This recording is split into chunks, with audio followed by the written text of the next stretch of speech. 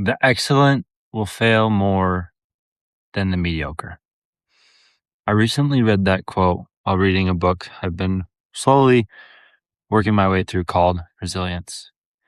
And when I first read it, thought to myself for a second, why is that? Why do the excellent fail more than the mediocre? And it almost seems counterintuitive until you think about it.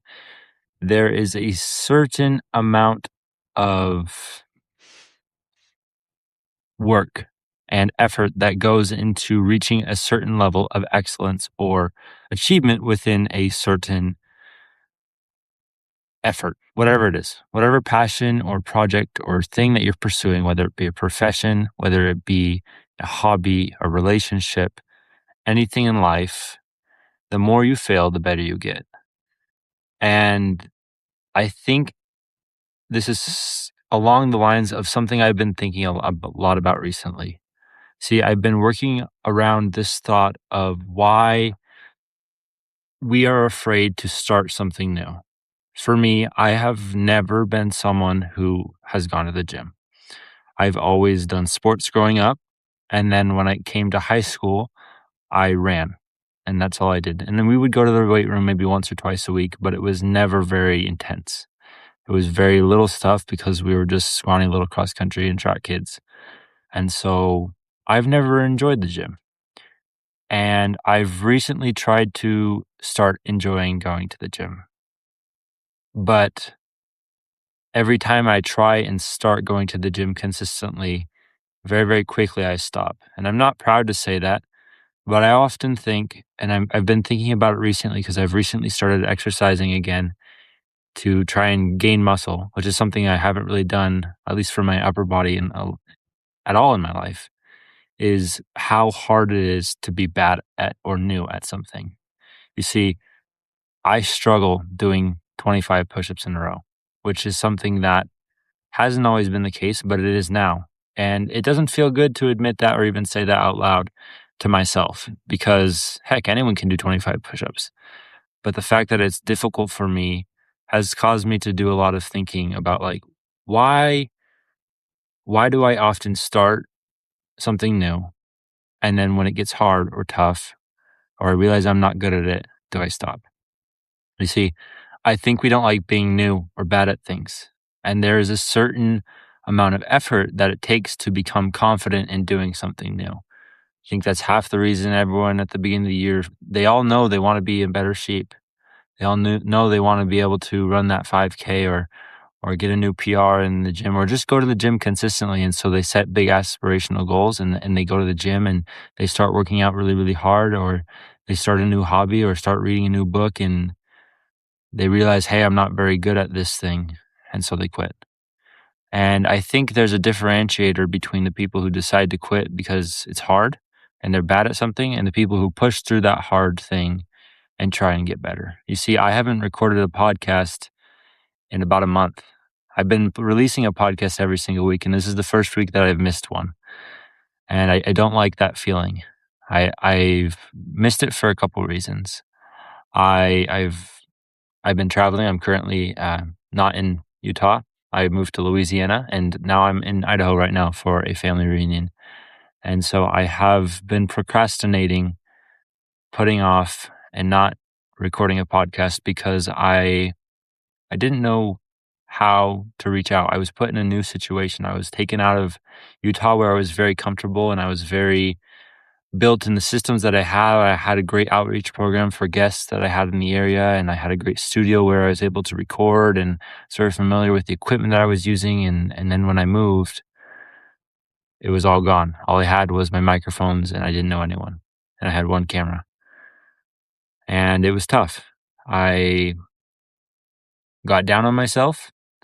I then got frustrated at my situation that why did I have to move to a new place? I wish I could just be back where I used to be. And then I came to terms with it. And when I came to terms with it, the one thing that I did, which I wish I didn't do, was kind of mentally give up. See, I've only been doing this for about 2 months now. It's only been since the end of May, and now it's the end of July that I've been doing this. And so seemingly I'm still new. I have very little experience in what I'm doing, but I want to be great. I often look up to Chris Williamson, Stephen Bartlett, um, other podcasters that are doing great things and doing absolutely amazing productions and full cinematic. And I'm here sitting on a picnic bench using my iPhone and it's propped up on 4 books and my water bottle. See, we're at very different stages, but I often compare myself to people who have been consistently doing this for 10 plus years or 5 plus years. And that's the problem. In life, we compare our new self to those that are experienced.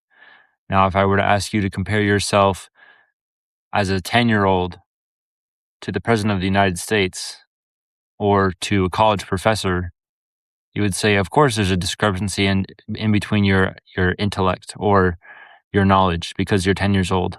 You're new. You've just made it here to life and you're still learning. Whereas that college professor has been working on his work in his specific field for dozens of years. He's honed his abilities, taking a lot of time to study and learn, and those are apples and oranges you're comparing yourself to. And so I think oftentimes we do that in life.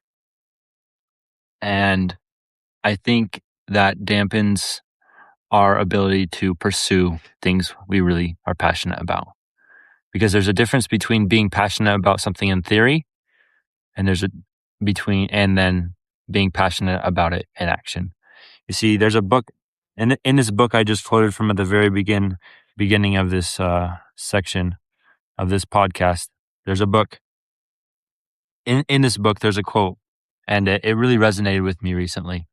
It said, "Remember that deciding is not doing, and wanting is not choosing. Transformation will take place not because of what you decide you want, but because of what you choose to do." And I could have decided I wanted to start a podcast. I could have wanted to have a great podcast. You could have wanted to read 10 books this year. You could have wanted to do anything. But the reality is when wanting is not doing. And that's the problem in our life.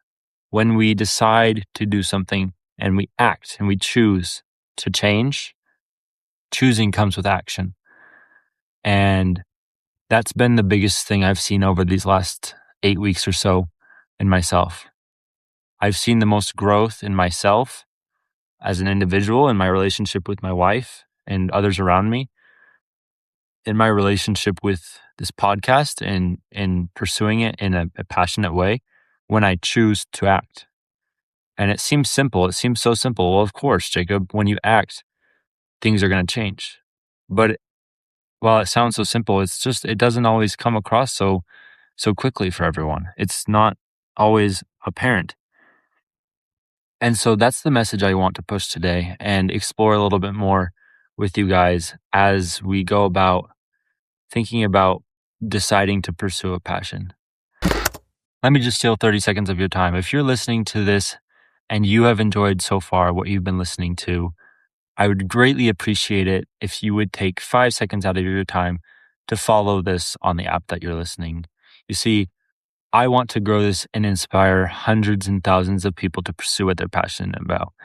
And you doing the simple act of subscribing or following this on the app that you're listening to would greatly improve my ability and our ability to do that. Thank you so much. And let's get right back into the episode. I think passions are something that are so beautiful. I've talked about it in numerous episodes, but there's something beautiful about pursuing something you're passionate about, something that you truly care about, whether that's in a professional sense or not. I have seen such great blessings in doing things that I truly care about. And I've also seen that in the lives of others around me. You see, there's a noticeable difference between the people that choose to pursue what they're passionate about and those that don't. When you choose to pursue what you're truly passionate about, it becomes effortless. I didn't know when I started this podcast how much I would love and care about it, but I wanted it to be something that I truly loved and cared about. And you see, I've had other passion projects that I've done in the past, and never have I ever felt so deeply I guess, in love almost with this podcast, in a sense that it seems effortless to do work for it. It doesn't seem like a job to stay up till 2, 3 a.m. editing the podcast and preparing clips so that when I post it on Saturday or Monday or whenever I'm posting it, that it's prepared and that I can post these clips on socials and I can post it to Spotify and YouTube. It's never felt so easy to do something in my life. And it's something I truly, truly care about and something that I want to continue doing just because not that it's effortless, but it doesn't feel like work. I just truly and just enjoy it. And it brings me so much joy to be not pursuing something that is someone else's goal for me. You see, often in our life, when we start those pursuits, there's many things that can stop us, those friction points along the way. Like I said earlier, being bad at something, starting something new, that in my opinion is the hardest barrier to jump over because there are so many opinions. You can be your hardest critic. There's going to be people around you that are going to say, "Oh, here we go. You're doing your little whatever thing." People are going to be belittling. People are going to um, support you or not. You have a choice, and that choice is something that you get to make. There's going to be doubtful thoughts. Those have been for me one of the biggest things that have prohibited me from feeling adequate enough to continue to do this. You see, I am not the greatest speaker, and I think being able to speak in front of a camera is something that I'm working on, but I'm not completely well versed or I'm not as practiced as I'd like to be, let's say. I fumble over my words. I mean, if you're this far into the episodes, we're about 11 and a half minutes in, and I've stumbled over my words about a dozen times now. That's okay. But it's something that I am trying to improve. And if this is something I want to continue to do, I need to continue to practice.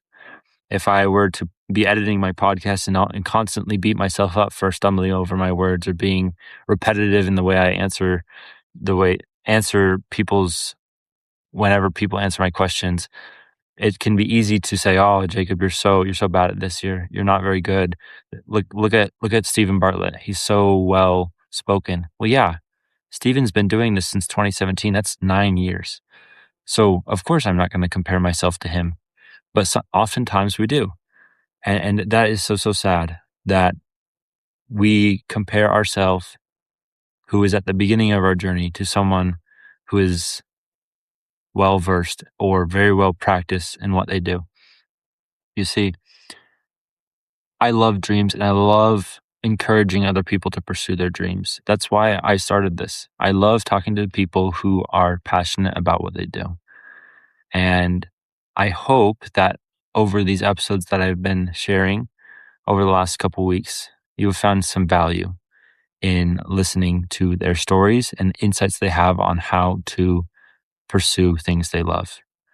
You see, as I've been in the last week, month, 2 months or so, talking with all these individuals, it's been very apparent to me that these people have come a long way from the beginning. Some of them might still be in the beginning of sorts, but you can tell that these people, they've put practice and time into what they're doing. And they went through the hard phase, and they might still be in the ugly, difficult, not very good at this phase. And that's okay. You see, for myself, I absolutely want to inspire other people. And I'm not sure I'm the inspirational type. I'm maybe a little bit monotone in the way I speak. I try to be animated, but usually after a minute or so, my voice falls flat. My voice falls flat, and my face becomes maybe a little resting, and it's not always the greatest look. But all it takes is a little bit of confidence, and all it takes is a little bit of effort to change those things and practice. So my encouragement to all of you today is to be thinking. I'm sure as you've been listening to this episode so far, you've been thinking about that one thing you've always wanted to try, that one passion that's kind of always been in the back of your mind. You're always watching YouTube videos about it, or you're always thinking about that business idea or talking to friends about this or that, whatever it is. I know that each of you have one of those thoughts in your head, and that's a sign. So I encourage all of you to think about that thing, identify it in your head, and all I want you to do is for 1 month to try it out. It's a 1 month trial period. If you do that thing for 1 month with all your effort and you truly put effort into it every single day and do that for 1 month, I can promise you one of two things. Either you're going to realize, hey, I don't like this. It's not actually what I thought it was. It's not as nice as I thought it was. It's not as fun as I thought it was. But on the other hand, you could get to the end of 4 weeks straight of doing that thing you've been thinking about and realize, hey, I love this and it feels effortless now because I've been consistently doing this thing for a month now. And you'll surprise yourself on how far you can come. And I would encourage you, if you're in that first camp who realizes, hey, I didn't like this as much as I thought.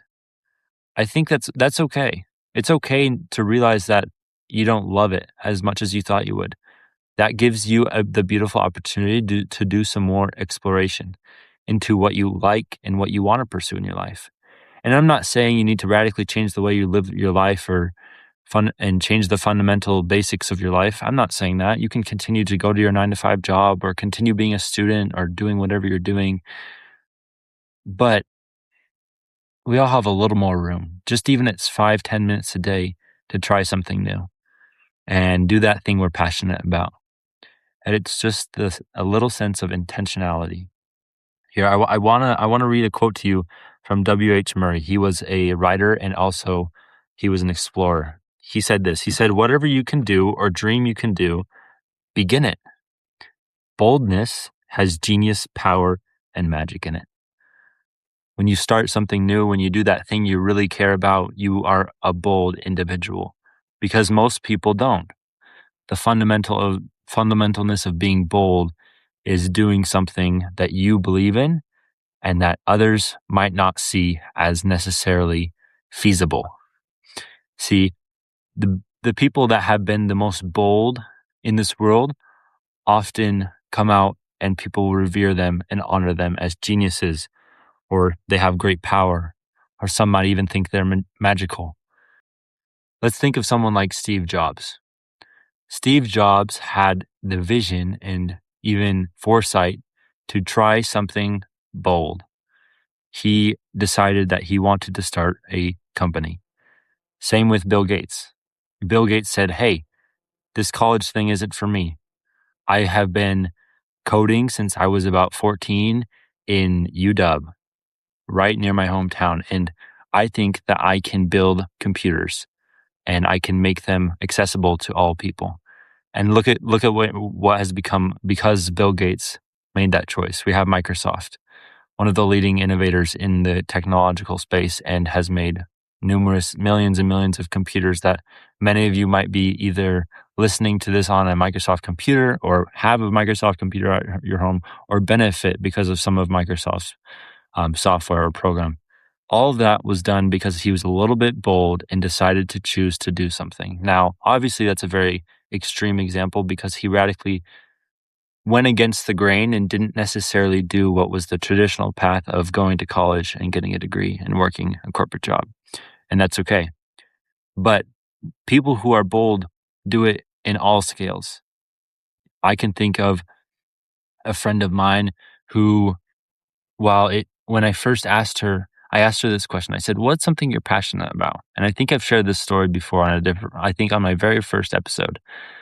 I said, what's something you're passionate about? What's something you care about? She said, I love woodworking. Now, this isn't a girl that came across my mind when I saw her that she would love working with her hands or working with tools.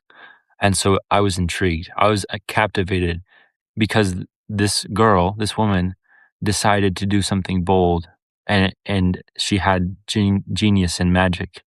And she showed me these beautiful guitars that she had handmade and these competitions she had won because of her guitars and the different certificates and things she had won because of it. And it was beautiful and it captivated me. It was magical to me because it was so beautiful. And I see that as boldness. She decided she wanted to try something new, to learn how to do something different and try something she cared about. And as she started it, I'm sure it was something that wasn't easy at the beginning, but she decided to try. And she made something beautiful because of it. And there are so many examples. I could go on and on about people who have decided to do things in boldness and try something new, and they have had great success. Every person that I've interviewed, every story that they've told has had some level of boldness involved, and they become beautiful individuals because of it, and they have beautiful experiences. You see, I think W.H. Murray knew what he was saying. As an explorer, he had seen a lot of the world and probably seen places that most people hadn't seen in his lifetime. And he decided to be bold and he decided to change things. And I think that is a beautiful lesson. If you can do it, if you can dream it, begin it. Try it for 30 days. Just persevere for 30 days. See, there's this guy on the internet that I've been following for almost a year now. And he started out about a year ago, I think last August, and he decided that he was going to work out for 20 minutes only, using only his body weight to try and change his physique to see what would happen. And he did it publicly. And there's so many examples just like this guy, but this one comes to mind because I've recently seen a piece of content he was creating. And it's been amazing. He's now over 330 days in. And he tried for 30 days. I'm not sure how long his initial goal was to try, but he decided, hey, I'm going to try something and I'll see what comes of it. And here he is 333 days later. He has a six pack. He has beautiful physique. And not saying that physique is everything, but that's just an example of someone who has tried something new and has had great success because of it. And everyone can do that. There's nothing special about that guy. He's a dad, he has kids, he has a wife, and he was just trying something new. Same with me. I'm just a guy. Well, might not be famous. I only have just over 100 followers on Instagram and only a couple, maybe 20 people that listen to my podcast every week. I have gained more of my own respect because I'm just trying. I'm just trying to do something new. I'm trying to put myself out there and give my best effort in being able to come here, speak to people that have interesting stories, speak in front of a camera myself, and just try something new. And I'm nowhere near perfect. None of us ever will be. But that's the beauty. In life, there is so much friction holding you back from doing what you want to do. And all you have to do is take those first steps. And I wanted to quote something again from this book, Resilience. It is in one of the beginning sections of the book. And I want to read it here first because I think it's very pertinent when thinking about starting something new. You see, it says, "You've heard it said that the journey of 1,000 miles begins with one step." That's true. But it's also true. It's also how the journey of nowhere to nowhere begins. Action without direction rarely leads to progress. You don't need to know everything to begin, but you do need to know something. Good intentions that are ill-informed will not create good results. And I think that point to a point where in this book, Eric, he's writing letters to his friend, and he writes that letter to his friend saying that a journey of 1,000 miles starts with a step. That's true. But what's the point of a journey of 1,000 miles if you're not trying to go anywhere? What's the point of starting something new if you don't know what you want to come because of it? Now, I'm not saying starting something just to see what happens is bad, but I think it is important to be able to start something new for those 30 days and have a goal, have an expectation of what you want to achieve or become or do because of that effort. And taking that first step towards that direction that you want to go is, in my opinion, one of the most important things you can do. If you choose to start that journey of 1,000 miles have a destination in mind. That pillar or that destination will guide your every effort.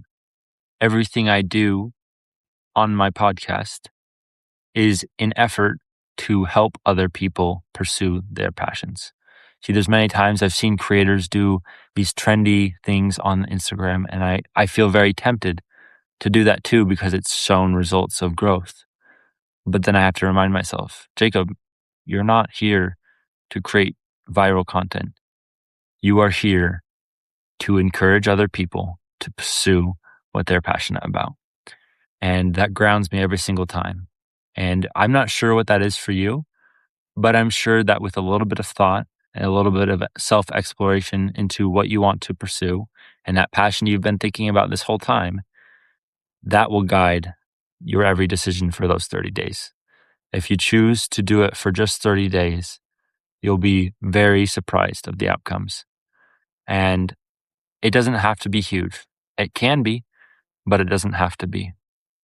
And that's one of the things I've been most impressed with, that the thing is, just give it a whirl.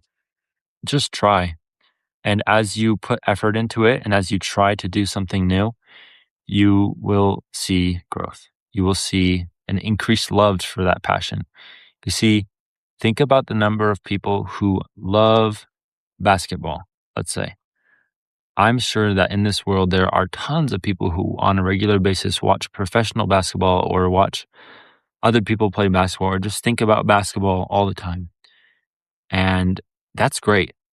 But how much more do you think those people would enjoy basketball if they went out and they played for 10 minutes a day for 30 days? I think they would love it 10 times, 20 times, 100 times more if they went out and they participated in it themselves.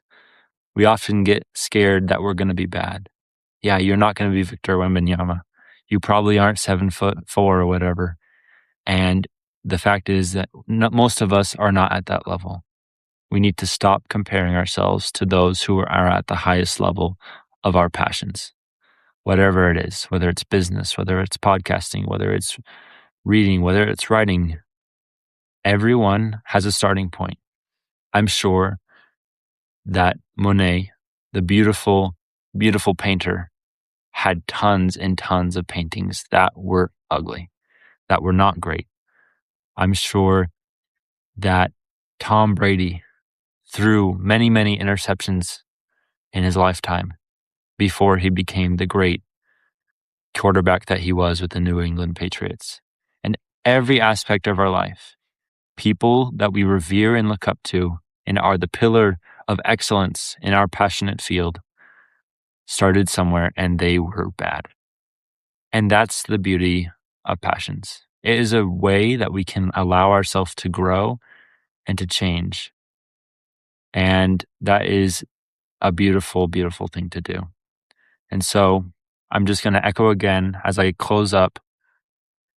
I strongly invite all of you listening, all 10 of you, to think about that passion or that thing that you've been thinking about this entire episode, whether it be great or whether it be small, and try it for 30 days.